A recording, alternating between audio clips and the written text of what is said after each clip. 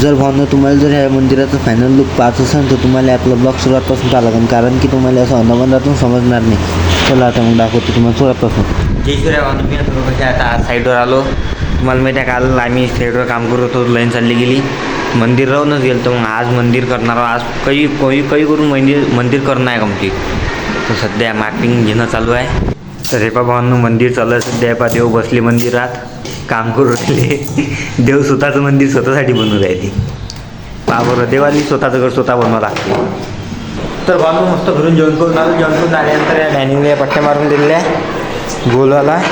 मग उद्या सकाळी आपण याच्यावर शीट मारू आणि नंतर हा पलंग घेतला. आता या पलंगाला ह्या वरच्या साईडला पट्ट्या मारायच्या. आता याला पट्ट्या मारतो. पलंग एकदम फुल कम्प्लीट आहे पलंग. आणि टी व्ही युनिट ते झालंच आहे ऑलमोस्ट. खतम येते. मागं PVC पॅनल राहिलं आणि काचही डोर विर राहिली याची बस. पण आता गेली आहे लाईन. तर रूममध्ये अंधार पडला. मग आता मी मस्त वरतं माडीवर. तेव्हा तिकडे चंद्र निघाले आहे आणि इकडे सूर्य डुबला आहे. तरी पण उजीड आहे. लाईनच नाही सध्या. अंधार आहे म्हणून आम्ही काम बंद ठेवलं आहे. तर आता लाईन आली का काम चालू करू. मला पाठवलं इकडे हे प्रेसची फिटिंग खोलासाठी. तर आज मी तुम्हाला ड्रिल मशीन चालवून शिकवतो. ड्रिल मशीन लावून घ्यायची. सध्या फॉरवर्ड रिवर्समध्ये इकडे असते. हे इथं रिवर्स आहे आणि इकडे फॉरवर्ड आहे.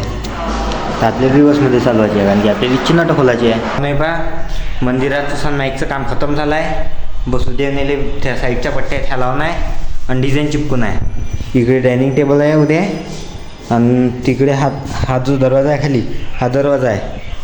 तिकडे सोपी येऊन पडले आहे. आता चाललो मी घरी. तुम्हाला माझे ब्लॉग कसं वाटतं करून नक्की सांगा. असेच पण नेम ब्लॉग पाहिजे तुमच्या भावाला फॉलो करून घ्या. जर यूट्यूबला असाल तर सबस्क्राईब करायचं नाही. पुढच्या ब्लॉगमध्ये बाय.